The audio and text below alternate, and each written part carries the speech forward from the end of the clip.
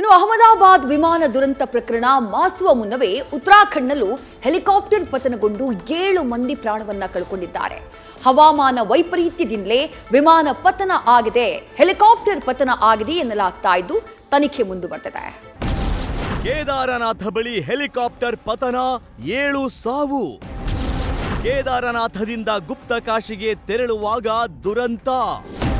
ಇವತ್ತು ಬೆಳ್ಳಂಬೆಳಿಗ್ಗೆ ದೇವಭೂಮಿ ಉತ್ತರಾಖಂಡದ ಕೇದಾರನಾಥ ಬಳಿ ಹೆಲಿಕಾಪ್ಟರ್ ದುರಂತ ಸಂಭವಿಸಿದೆ. ಕೇದಾರನಾಥ ದರ್ಶನ ಪಡೆದು ಗುಪ್ತ ಕಾಶಿಗೆ ಹೋಗುವ ಅರಣ್ಯದಲ್ಲಿ ಹೆಲಿಕಾಪ್ಟರ್ ಪತನಗೊಂಡು ಪೈಲಟ್ ಸೇರಿ ಕನಿಷ್ಠ 7 ಮಂದಿ ಮೃತಪಟ್ಟಿದ್ದಾರೆ. ಕೇದಾರನಾಥನ ದರ್ಶನ ಮುಗಿಸಿ ಕೇವಲ 10 ನಿಮಿಷದಲ್ಲಿ ಗುಪ್ತ ಕಾಶಿ ಸೇರಬೇಕಿದ್ದ ಯಾತ್ರಾರ್ಥಿಗಳು ದುರಂತ ಅಂತ್ಯ ಕಂಡಿದ್ದಾರೆ. ದುರ್ಗಮ ಕಾಡಿನಲ್ಲಿ ಬಿದ್ದ ಹೆಲಿಕಾಪ್ಟರ್ ಧಗಧಗಿಸಿದೆ. ಆರ್ಯನ್ ಏವಿಯೇಷನ್ ಕಂಪನಿಗೆ ಸೇರಿದ ಹೆಲಿಕಾಪ್ಟರ್ ಇದಾಗಿದ್ದು ಇವತ್ತು ಬೆಳಿಗ್ಗೆ 5:30ಕ್ಕೆ ಕೇದಾರನಾಥದಿಂದ ಗುಪ್ತ ಕಾಶಿಗೆ ತೆರಳುತ್ತಿತ್ತು.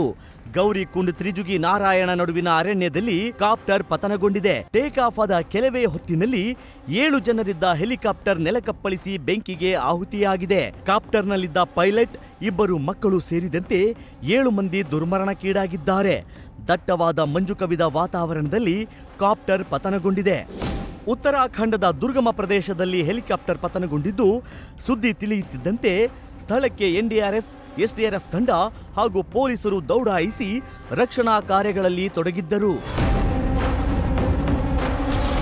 ಹವಾಮಾನ ವೈಪರೀತ್ಯವೇ ದುರಂತಕ್ಕೆ ಕಾರಣ.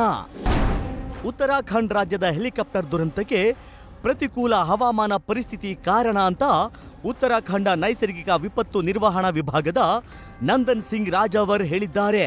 ದಿಢೀರನೆ ಗೋಚರತೆಯ ಪ್ರಮಾಣ ಕುಸಿತವಾಗಿದ್ದು ಹೆಲಿಕಾಪ್ಟರ್ ಅಪಘಾತ ಸ್ಥಳ ಬಹಳ ರಿಮೋಟ್ ಸ್ಥಳವಾಗಿದೆ ಎಂದಿದ್ದಾರೆ.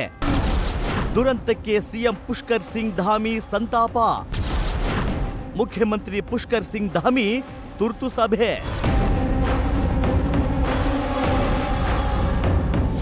ದುರಂತಕ್ಕೆ ಉತ್ತರಾಖಂಡ್ ಮುಖ್ಯಮಂತ್ರಿ ಪುಷ್ಕರ್ ಸಿಂಗ್ ಧಾಮಿ ಸಂತಾಪ ಸೂಚಿಸಿದ್ದಾರೆ. ಹೆಲಿಕಾಪ್ಟರ್ ಪತನ ಸುದ್ದಿ ಅತೀವ ದುಃಖ ತಂದಿದೆ ಅಂತ ಎಕ್ಸ್ನಲ್ಲಿ ಪೋಸ್ಟ್ ಮಾಡಿದ್ದಾರೆ.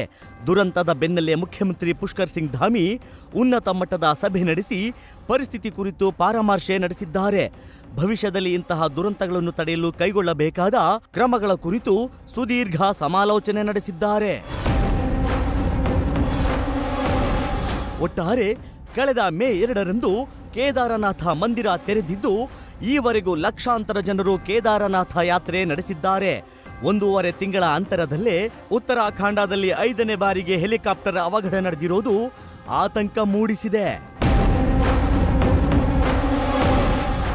News first bureau.